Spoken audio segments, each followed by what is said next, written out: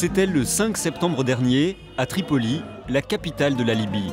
Voilà 2 semaines que le peuple est dans la rue, fêtant la victoire et la fuite des troupes du colonel Kadhafi. Des images de liesse qui tranchent avec ce qui se passe aux eaux de la ville. On y découvre des animaux abandonnés à leur triste sort depuis plusieurs semaines. Sans électricité, sans nourriture et sans eau, les animaux sont dans un état alarmant. Fort heureusement, un homme prend les choses en main, Amir Khalil. Ce vétérinaire de l'association autrichienne Wirbpfoten apporte les premiers soins aux 700 animaux du parc libyen. Malheureusement pour certains, c'est déjà trop tard. Ce tigre, Oussama, se bat contre la mort et les médicaments ne suffisent plus. D'ailleurs, la plupart sont périmés. Oussama ne résistera pas et meurt rapidement. Un décès qui accable Amir. La seule solution pour lui est de rentrer à Vienne et revenir le plus vite possible avec de nouveaux médicaments. Ici, au siège de l'organisation, le 26 septembre, Amir prépare son second voyage en Libye. Cette fois-ci, il va embarquer avec lui le plus de médicaments qu'il est possible d'entasser dans ses containers. Il y a plus de 700 animaux, des animaux de plus de 50 espèces différents aux eaux de Tripoli. Donc tous ces médicaments, ce n'est pas autant que ça. Nous allons les écouler très vite. Face à une telle situation, la fondation 30 millions d'amis n'a pas hésité non plus. Elle a alloué une première aide de 10 000 € pour l'acheminement en urgence de nourriture et de médicaments. Objectif, atténuer les souffrances de ces animaux. Les containers sont très lourds. Direction l'aéroport de Vienne, puis Djerba, en Tunisie. Quelques minutes de repos dans l'avion avant de longues heures de route en voiture pour gagner Tripoli, car l'aéroport de la ville est toujours fermé.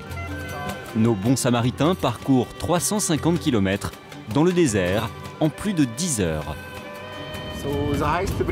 Notre priorité, c'est la nourriture pour les animaux. Notre deuxième objectif, c'est d'apporter des médicaments au personnel du zoo.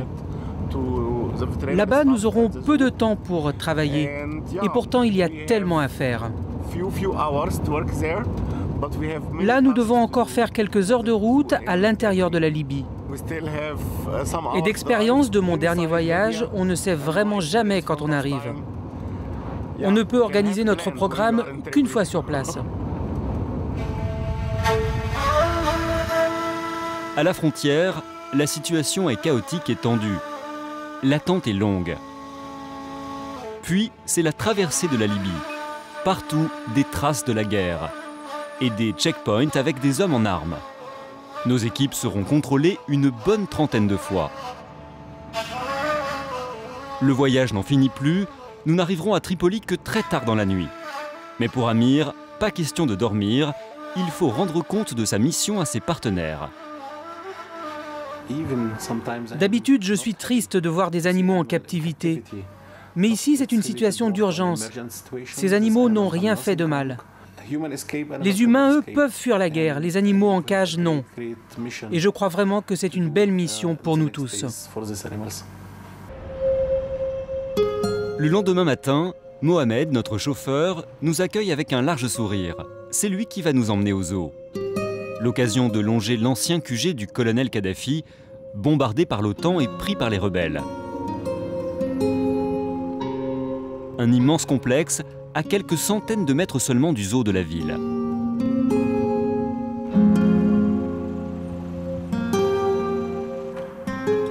Au zoo, le bruit de la guerre laisse place à un silence assourdissant.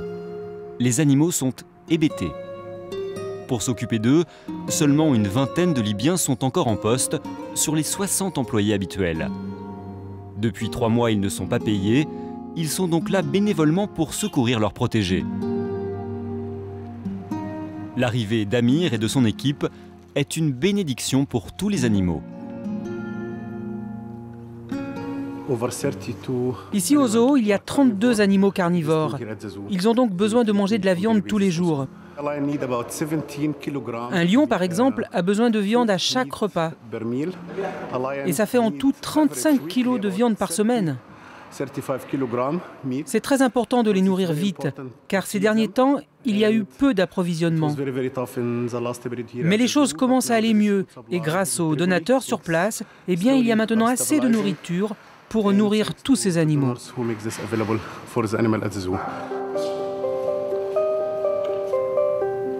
Les hippopotames, eux aussi, ont enfin de quoi se rassasier, et surtout de quoi s'immerger dans l'eau. En effet, ils sont restés de très longs jours sans nourriture et sans eau. Amir leur rend visite immédiatement. Nous sommes ici dans la maison des hippopotames. Ce sont eux qui ont eu le plus à souffrir des conséquences de la guerre. Vous voyez ici sur le toit les impacts de grenades. Les bombardements avaient lieu juste au-dessus. Quand je suis venu ici, la première fois, il y avait plein de balles au sol. Leur maison était un champ de bataille. Ibrahim est l'un des premiers soigneurs animaliers libyens à être revenu au zoo. Il connaît tous ses amis par cœur. Il sent donc bien que ses pensionnaires ne vont pas bien. Les hippopotames ont changé de comportement depuis la guerre.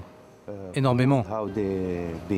Avant, vous pouviez vous asseoir ici, les observer, mais là, vous voyez qu'ils sont très nerveux et très agressifs. C'est l'une des conséquences de la guerre. Avant, vous pouviez les étudier sans problème, enregistrer leurs faits et gestes, mais maintenant, tout est différent.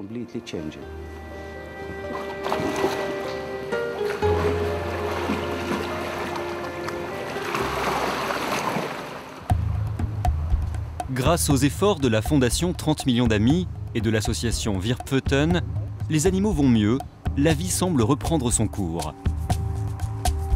Pour autant, il y a encore beaucoup à faire pour changer les mentalités. Et par exemple, pour que Bosco, ce chimpanzé, ne soit plus maltraité. L'ancienne direction du zoo faisait de ce singe un clown. Il était là pour divertir les visiteurs. On lui donnait du soda et du café. C'était vraiment un clown de cirque. C'est intolérable d'utiliser les animaux ainsi.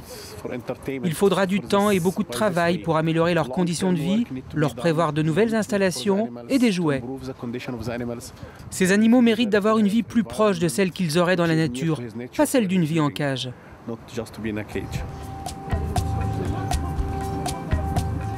Il est maintenant urgent de s'occuper de cette hyène. Le vétérinaire du zoo vient d'arriver. Il va pouvoir profiter des caisses de médicaments amenées par l'équipe franco-autrichienne. Pendant les 20 ans qu'a duré l'embargo sur la Libye, les médicaments étaient rares. Les vétérinaires devaient improviser. Mais avec ce nouvel arrivage inespéré, ils sont soulagés.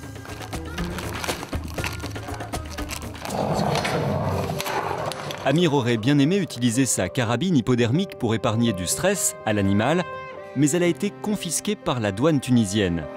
Il lui injecte donc une dose légère d'anesthésiant. Il faut être prudent, car l'animal est très affaibli.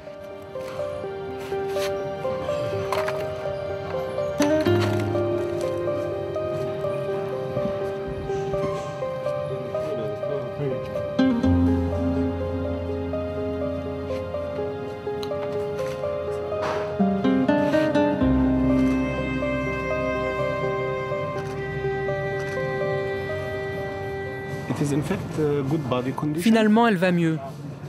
Sa température et son cœur sont normaux. Ils m'ont aussi demandé de vérifier s'il n'y avait pas de lésions internes.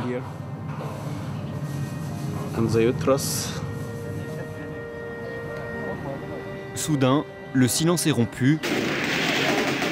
Les armes parlent à nouveau.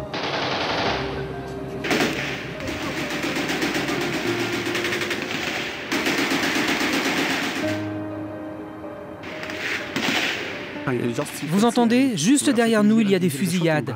Qui tire sur qui en ce moment? Personne ne le sait. Mais une chose est sûre, c'est un énorme stress pour les animaux.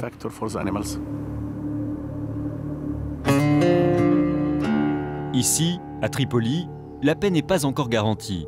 Amir reviendra sans aucun doute. Pas question de laisser ses confrères se débrouiller seuls. Nous sommes tellement contents de vous avoir ici au zoo. Vous nous aidez financièrement, vous vous intéressez à notre sort. Nous vous en sommes très reconnaissants. Vraiment, merci beaucoup. Vous êtes les bienvenus. Ravi de vous avoir rencontrés. En cas de conflit, les animaux sont souvent les derniers auxquels on pense. Pourtant, eux aussi souffrent des combats qui divisent les hommes. Amir en sait quelque chose. Il est déjà intervenu au Kosovo, à Bagdad et plus récemment au Caire. Ce voyage à Tripoli s'achève, mais malheureusement, ce n'est certainement pas le dernier pour Amir et la fondation 30 millions d'amis. La guerre est universelle, la détresse animale aussi.